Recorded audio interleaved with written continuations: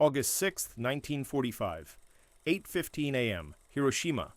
Tsutomu Yamaguchi is on a business trip 3 days from going home to his wife and infant son in Nagasaki.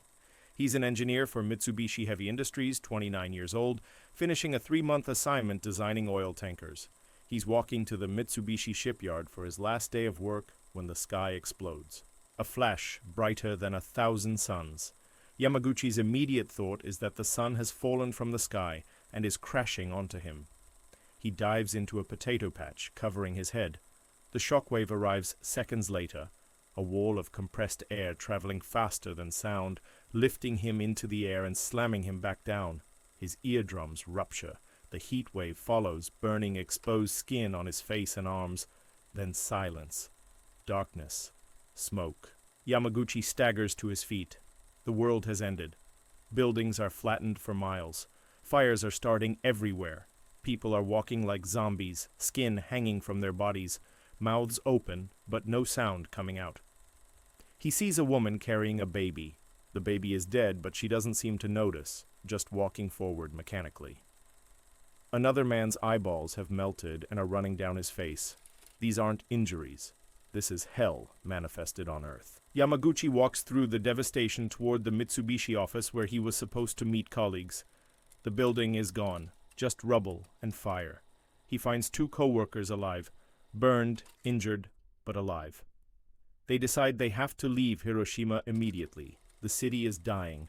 There's no help coming. They start walking toward the train station through streets filled with the burned and dying, stepping over corpses, breathing smoke and ash. It takes them all day to reach a train station outside the destroyed zone. They wait overnight in the ruins. On August 7th, a train finally comes, one of the first to run after the bombing. Yamaguchi and his co-workers board, heading home to Nagasaki, 180 miles southwest. The train is packed with survivors, all burned, all traumatized, all trying to comprehend what happened. No one knows what weapon was used. They've heard rumors. 1 American plane, 1 bomb, the entire city destroyed. It seems impossible, but they saw it. August 8th. The train arrives in Nagasaki. Yamaguchi goes home to his wife Hisako and 5-month-old son Katsutoshi. His family is horrified by his burns. His face is swollen, his arms are blistered, his ears are damaged. But he's alive. He survived the worst bombing in human history. He's home. He's safe. He tells his wife what he saw. She can barely comprehend it.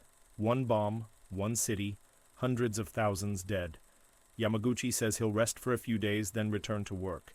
His burns need to heal, but he's lucky to be alive. Whatever happened in Hiroshima, it's over now. He survived. His family is safe. Nagasaki wasn't attacked. They're 180 miles from the nightmare. August 9th, 1945. 11:02 a.m., Yamaguchi reports to his Mitsubishi office in Nagasaki despite his injuries.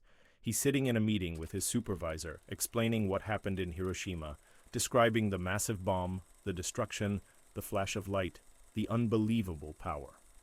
His supervisor is skeptical. 1 bomb couldn't destroy an entire city. Yamaguchi insists. He saw it. He was there. It's not an exaggeration. And then the room fills with the same white light he saw 3 days ago in Hiroshima. Yamaguchi has 1 split second to think, not again. Then the second atomic bomb detonates over Nagasaki. The blast is 1.8 miles from Yamaguchi's office, farther than he was from the Hiroshima blast, which is why he'll survive again. But the shockwave still hits like a freight train. Windows explode, the building shakes. Yamaguchi dives under a desk as debris rains down. The heat wave rolls through, less intense at this distance, but still scorching.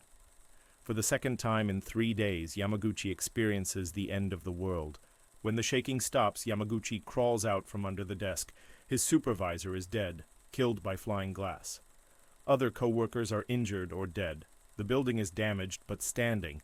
They're far enough from ground zero that structures aren't completely flattened. Yamaguchi runs outside, the same mushroom cloud rising into the sky. The same fires starting, the same walking dead stumbling through rubble. But this time, his family is here. His wife and infant son are somewhere in this nightmare. Yamaguchi runs toward his home, through streets collapsing, past fires spreading, around the dying and dead. His burns from Hiroshima are splitting open as he runs. His ruptured eardrums are bleeding, but he has to find his family. He reaches his neighborhood. His house is destroyed but standing, damaged, windows blown out but not flattened. He finds Hisako and Katsutoshi alive in the wreckage, burned but alive. His wife asks what happened. Yamaguchi says, "The same thing that happened in Hiroshima." Tsutomu Yamaguchi is the only person officially recognized by the Japanese government as surviving both atomic bomb attacks. Out of approximately 600,000 total victims of both bombings, only one man experienced both blasts and lived to tell about it. The statistical improbability is almost incomprehensible. What are the odds of being in Hiroshima on August 6th, surviving, traveling to Nagasaki, and being there on August 9th when the second bomb fell? The answer? Essentially zero. But it happened. And Yamaguchi lived another 65 years, dying in 2010 at age 93. He spent his life bearing witness to the only atomic attacks in human history, telling his story, warning about nuclear weapons, and living with the physical and psychological scars of dying twice and living. This is his story. And it's a story about impossible survival, about bearing witness, about living when you should have died, twice, and about what it means to be the man who experienced the worst weapons humanity ever created and refused to let the world forget what nuclear weapons actually do. To understand what Yamaguchi survived twice, you need to understand what an atomic bomb does to a human body and a city. This isn't abstract history. This is specific horror that Yamaguchi experienced, remembered, and described for the rest of his life. The physics of instant death. 8:17 a.m., August 6, 1945. The Enola Gay releases Little Boy from 31,000 feet. The bomb falls for 43 seconds. At 1,068 feet above Hiroshima, the uranium core reaches critical mass. Nuclear fission begins. What happens next occurs faster than human perception. In the first microsecond, a fireball forms, temperature exceeding 1 million degrees Celsius, hotter than the surface of the sun. The fireball expands at supersonic speed, vaporizing everything within 1,000 feet instantly. People directly under the bomb cease to exist in any meaningful sense. Their bodies are converted to plasma and scattered atoms. The only trace many leave are shadows burned into walls where their bodies blocked thermal radiation. Yamaguchi was approximately 3 kilometers, 1.9 miles from ground zero, far enough that he wasn't vaporized, but close enough that he should have died. At this distance, the sequence of death arrives in stages. Stage 1. The flash. T+0 seconds. The thermal pulse travels at light speed. Before Yamaguchi can think, before his brain can process stimulus, the flash hits. Light so bright it burns through closed eyelids. Yamaguchi described it as the sun falling toward him. His brain couldn't process what he was seeing except as the end of the world. The thermal radiation burns expose skin instantly. Yamaguchi's face and arms are badly burned, second and third degree burns from thermal radiation alone. People closer to ground zero have their skin charred black. Some catch fire. The flash is so intense that patterns from clothing are burned into skin. The dark parts of fabric absorb more heat and burn deeper than light-colored fabric. Stage 2. The shock wave. T+2 seconds. The shock wave travels at supersonic speed but slower than light. Yamaguchi has perhaps 2 seconds between the flash and the blast, long enough to dive into the potato patch, which probably saves his life. The air itself becomes a weapon. Overpressure of several pounds per square inch, enough to crush internal organs, rupture lungs, perforate eardrums. Yamaguchi's eardrums burst. He's lifted into the air and thrown several meters. Buildings around him collapse or are blown apart. Glass becomes shrapnel traveling at hundreds of miles per hour. Wood splinters become projectiles. The shock wave is followed by a powerful negative pressure as air rushes back to fill the vacuum. This actually pulls some people back toward ground zero. Stage 3. The firestorm. T+. Minutes. Fires start everywhere simultaneously. The thermal pulse ignites anything flammable. Broken gas lines explode. Electrical fires start. Within minutes, hundreds of individual fires merge into a firestorm, a self-sustaining inferno that creates its own wind system, sucking oxygen into the burning center and creating hurricane-force winds. Yamaguchi navigates through this firestorm. He's burned, deaf, in shock. but walking. He sees things his mind will never forget. A mother holding her dead baby, not comprehending that the child is gone. A man with his face burned off, no features visible, wandering aimlessly. People with their clothes blown off, gender indistinguishable, skin hanging in sheets.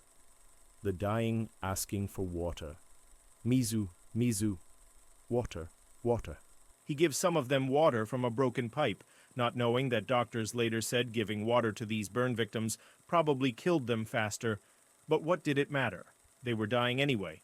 The water at least gave them a moment of relief before the end. Stage 4. Radiation. Teepa's hours to years. Yamaguchi doesn't know it yet, but he's been exposed to significant radiation. At 3 kilometers, the acute radiation dose is sublethal, enough to cause radiation sickness, but not enough to kill him outright. But the damage is done. His DNA has been scrambled. His cells will struggle to reproduce. Over the coming days and weeks, he'll experience nausea, vomiting, hair loss, weakness. Some of this he'll recover from. Some he won't. The radiation damage will affect him for the rest of his life. People closer to ground zero received lethal doses, enough radiation to kill within days or weeks, even if they survived the blast and fires. They seemed fine at first, then their hair fell out, their skin bruised spontaneously, they bled from every orifice. Their immune systems collapsed. Yamaguchi watched some of them die this way while waiting for the train out of Hiroshima. The escape. Yamaguchi's journey out of Hiroshima took 36 hours. He and 2 co-workers walked through the destroyed city, slept in rubble, waited for a train that might not come. They had no food, minimal water, injuries that needed medical attention they couldn't get. Around them, people were dying by the thousands, from burns, from radiation, from injuries, from shock. The train that finally came on August 7th was a miracle. Most of Hiroshima's rail infrastructure was destroyed, but some lines outside the main destruction zone were operational. Survivors packed into trains, filling every space, hanging from sides, desperate to escape. Yamaguchi and his colleagues got aboard, found spaces to stand or sit, and began the slow journey to Nagasaki. The train ride was surreal. Everyone on the train had survived hell. Everyone had burns, injuries, trauma. They traded stories, trying to make sense of what had happened. Some thought it was a new bomb. Some thought multiple bombs had been dropped. Some thought it was divine punishment. No one had accurate information. Japan's government wasn't releasing details. America's leaflets warning of destruction hadn't reached most people. Yamaguchi sat on that train, burned and deaf and traumatized, thinking he'd escaped the worst day of his life. He had no idea he'd experience it again in less than 72 hours. August 8th, he arrived home in Nagasaki. His wife, Hisako, was horrified by his injuries, but relieved he'd survived. Their infant son, Katsutoshi, didn't recognize his burned father. Yamaguchi rested, told his story, let his wife care for his wounds. He said he'd return to work soon to report what happened. On the morning of August 9th, despite his injuries, Yamaguchi went to his Mitsubishi office. Japanese work culture demanded it. He'd been on a business trip. He needed to report back. His wounds were bad, but not incapacitating. He could work. He sat in his supervisor's office describing Hiroshima, insisting one bomb had done all that damage. And then at 11:02 a.m., the universe proved him right in the worst possible way. The second atomic bomb was different from the first in several ways. Fat Man used plutonium instead of uranium. It was more powerful, 21 kilotons versus 15 kilotons. But Nagasaki's terrain, hills and valleys rather than Hiroshima's flat geography, limited the blast's spread. And Yamaguchi was farther from this bomb's ground zero than he'd been from Hiroshima's. These factors meant he'd survive again. But survival doesn't mean unharmed. 11:02 a.m. the flash returns. Yamaguchi is mid-sentence explaining Hiroshima to his skeptical supervisor when the room fills with white light. His brain recognizes it instantly, not logically, but viscerally. Every cell in his body knows what's about to happen. He has perhaps 1 second between recognition and impact. He dives under the desk. It's instinct from 3 days earlier. The only thing that saved him then. The only thing that might save him now. The shockwave hits. The building shudders but doesn't collapse. They're 2.9 kilometers from ground zero, farther than Yamaguchi was in Hiroshima. Windows explode inward. His supervisor, still standing, is killed by flying glass that shreds his face and neck. Other co-workers are thrown against walls or impaled by debris. Yamaguchi survives because he went under the desk immediately, because he knew what was coming, because his body had learned 3 days earlier how to recognize nuclear death signature. Thus difference 3 days makes. The primary difference between Yamaguchi's two exposures was his reaction time. In Hiroshima, he had no idea what was happening. The flash was completely unexpected. He dove into the potato patch on pure instinct, not understanding what he was trying to escape. In Nagasaki, he recognized the flash instantly. He knew what came next. Shockwave, then heat, then firestorm. This knowledge saved him. He got under cover before the shockwave arrived. He was positioned to survive the initial blast. His Hiroshima experience became survival training for Nagasaki. But knowledge couldn't prevent all harm. The heat wave rolled through the building, aggravating his Hiroshima burns. His newly healed skin split open. Burns from 3 days ago were reburned. His ruptured eardrums, still healing, were damaged again. The radiation exposure from Hiroshima was compounded by new exposure from Nagasaki. His body was accumulating damage that would affect him for life. The second firestorm. Yamaguchi crawls from under the desk past his dead supervisor through the damaged building. Outside, the same nightmare as Hiroshima. The mushroom cloud rising, fires starting, people with burns wandering in shock.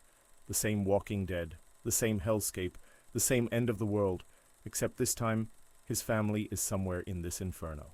Nagasaki's terrain created different destruction patterns than Hiroshima. The hills channeled the blast down valleys, concentrating destruction in some areas while shielding others. Yamaguchi's home was partially shielded by hills, damaged but not destroyed. This geographic luck saved his wife and son. But getting home meant running through the destruction, past collapsing buildings, through fires, around the dying. Yamaguchi described pushing through the chaos like swimming through hell, every step requiring effort, every breath pulling in smoke and ash, his burns screaming with each movement. He found his house damaged but standing, found Hisako and Katsutoshi alive, burned but alive. His wife was burned by the flash through the house's windows. Their son had burns on his face. The family was injured but together. They'd survived the second bomb. The aftermath, double radiation. The immediate danger passed, but the radiation continued working. Yamaguchi now carried double exposure, acute doses from both bombs. In the days following Nagasaki, his radiation sickness intensified. Severe nausea, complete hair loss, bleeding gums, weakness so profound he couldn't stand. His wife, also irradiated in Nagasaki, had similar symptoms, but less severe. Their son Katsutoshi was only 5 months old when exposed. The radiation affected his development. He was sickly throughout childhood, suffering health problems that doctors attributed to radiation exposure. Many Hibakusha, atomic bomb survivors, had children with health issues, birth defects, or increased cancer rates. Yamaguchi's family wasn't spared. August 15, 1945, 6 days after Nagasaki, Emperor Hirohito announced Japan's surrender. The war Yamaguchi had lived through was over, but his personal war with radiation poisoning was just beginning. Recovery and survival. Yamaguchi survived when hundreds of thousands died. Why? Several factors. Distance. He was far enough from ground zero in both explosions to avoid lethal radiation doses. The inverse square law means radiation intensity drops dramatically with distance. Being 2 to 3 kilometers away rather than 1 kilometer was the difference between death and survival. Shelter. In both cases, he found or created shelter from the shockwave, the potato patch in Hiroshima, the desk in Nagasaki. This protected him from debris and some of the blast effects. Youth. At 29, Yamaguchi was young and healthy. His body could survive trauma and radiation that would kill older or weaker people. His youth also meant his cells could repair some radiation damage. Medical care. Post-war, he received treatment for his burns and radiation sickness. Many victims died because medical infrastructure was destroyed and treatment was unavailable. Yamaguchi accessed care that helped him survive the critical months after exposure. Luck. Ultimately, survival was partly luck. Thousands in similar positions died. Yamaguchi lived. Sometimes there's no better explanation than chance. By late 1945, Yamaguchi had recovered enough to return to work. His burns healed, leaving scars. His hearing partially recovered. His hair grew back, though never as thick. The radiation damage to his internal organs and DNA couldn't be seen but would affect him for the rest of his life. He'd died twice and lived. Now he had to figure out what to do with the life he'd been given back. Yamaguchi lived 65 years after the bombings, dying in 2010 at age 93. For most of those years, he rarely spoke about his experience. The trauma was too raw, the memories too painful. He focused on work, family, normal life, trying to forget what he'd seen and survived. But silence wasn't sustainable. The experience wouldn't stay buried. And eventually Yamaguchi realized he had a responsibility to speak about something only he could truly describe. What it's like to be atomic bombed twice. The decades of silence. After the war, Yamaguchi returned to work at Mitsubishi. He designed tankers, lived a normal engineer's life, raised his family. His wife Hisako understood what he'd been through. She'd experienced Nagasaki herself, but they rarely discussed it with others. Hibakusha faced stigma in post-war Japan. People feared radiation was contagious, that hibakusha would have deformed children, that association with them was dangerous. Yamaguchi and his family experienced this discrimination. His son Katsutoshi faced bullying because he was a hibakusha child. Employers were reluctant to hire people with radiation exposure. Marriage prospects for hibakusha were limited. Many families refused to allow their children to marry survivors out of fear about genetic damage. Beyond stigma was trauma. Yamaguchi had nightmares for years. Loud noises triggered panic attacks. Bright flashes of light sent him diving for cover. He couldn't escape the memories. The walking dead, the burned children, the people begging for water, the smell of burning flesh. These memories lived in his mind, inescapable, recurring in dreams and flashbacks. For decades, he tried to live as though it hadn't happened, as though he was a normal man who'd lived through a normal war. But he wasn't. He was the man who'd died twice. And that experience wouldn't be denied forever. The decision to speak. In the 1980s, Yamaguchi began speaking publicly about his experiences. Several factors drove this decision. First, his health was declining. Cancer, heart problems, complications from radiation exposure. He realized he wouldn't live forever, and his story would die with him if he didn't tell it. Second, he watched nuclear weapons proliferate. The US and Soviet Union built arsenals capable of destroying civilization. Other nations pursued nuclear capability. Yamaguchi saw humanity marching toward potential global annihilation and felt obligated to warn them.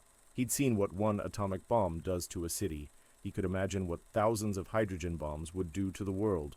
Third, he met other hibakusha who were speaking out. He realized the power of witness testimony. Abstract numbers, 200,000 dead, don't convey the reality of nuclear weapons, but one man describing the flash, the burns, the walking dead, the children crying for water, that conveys reality in ways statistics can't. Yamaguchi began giving speeches, interviews, and testimony. He spoke at schools, peace conferences, and memorial events. He described what he'd seen and felt. He showed his scars. He testified about the burns, the radiation sickness, the decades of health problems. He became one of the most prominent hibakusha voices, using his unique status as the only person to survive both bombings to amplify his message. Official recognition. For decades, the Japanese government didn't officially recognize Yamaguchi as a survivor of both bombings. He was registered as a Nagasaki hibakusha, but not Hiroshima.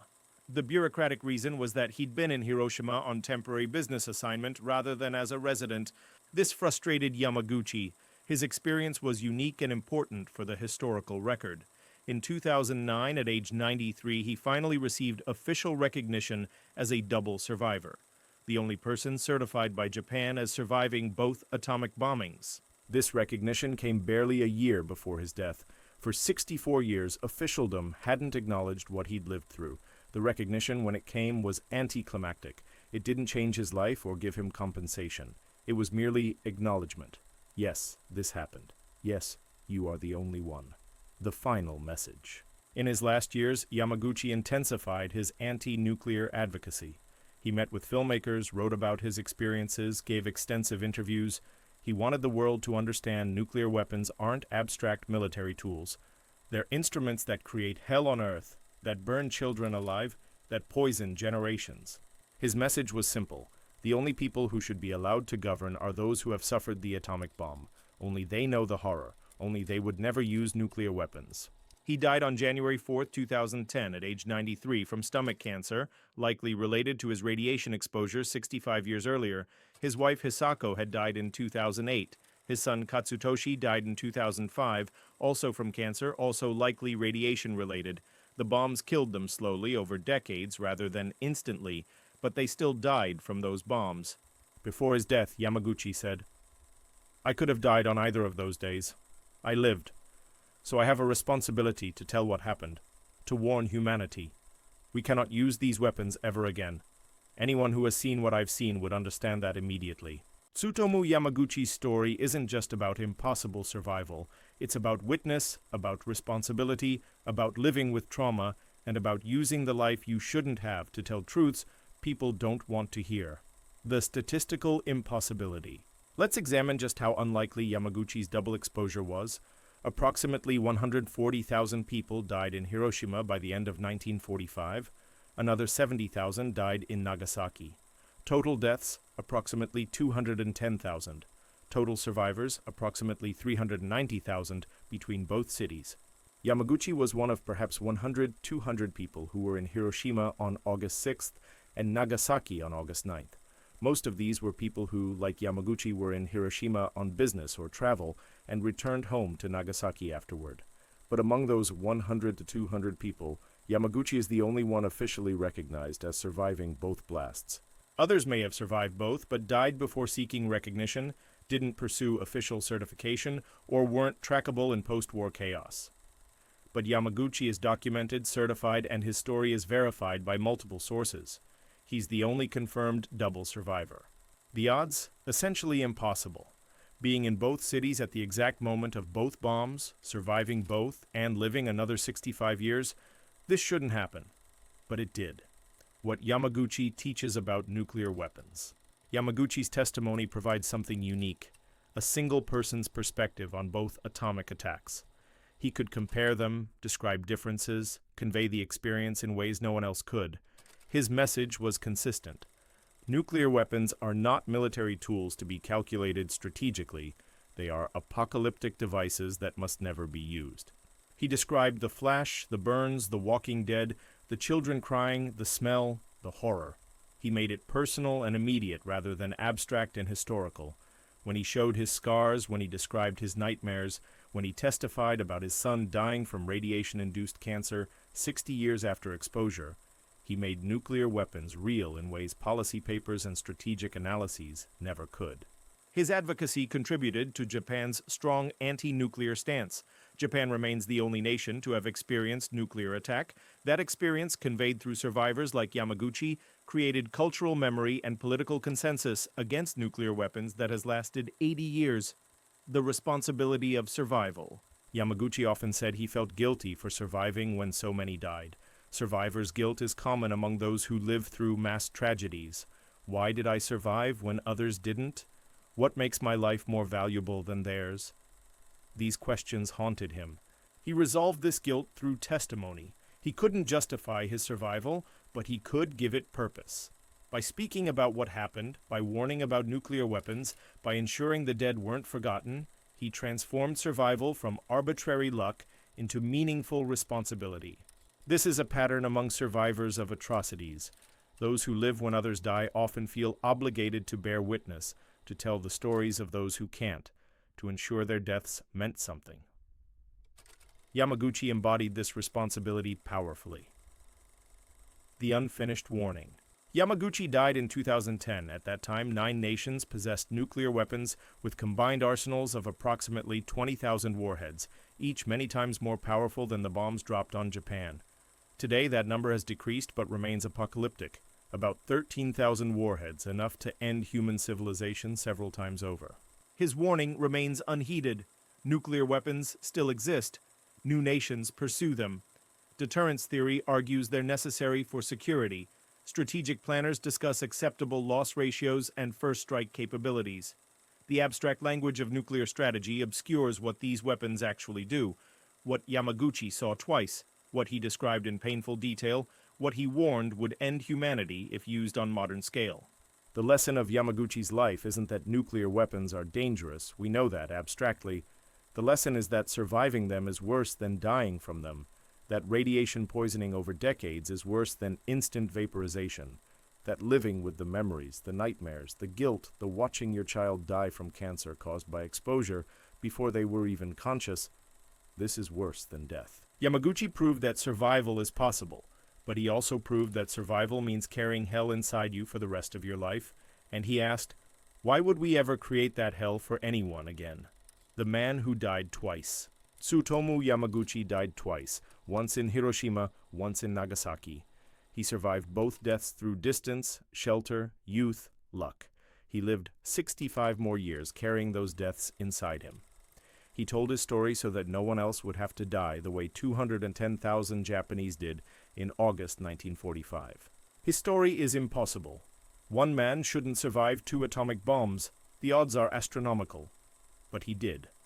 And that impossible survival gave him a platform to deliver a message that humanity desperately needs to hear. Nuclear weapons are not instruments of war. They are instruments of apocalypse, and using them even once creates horror that echoes for generations. The man who died twice refused to stay dead. He lived, testified, warned, and ultimately passed that responsibility to those of us who remain. Remember what nuclear weapons do, understand the horror they create, and ensure they're never used again. Tsutomu Yamaguchi's life was a warning. His death closed that warning. But the message remains: nuclear weapons must never be used. Anyone who doubts this should listen to the only man who experienced both attacks. He knew better than anyone what these weapons do. And he spent his life begging humanity to never find out on global scale what he learned in 2 cities in August 1945.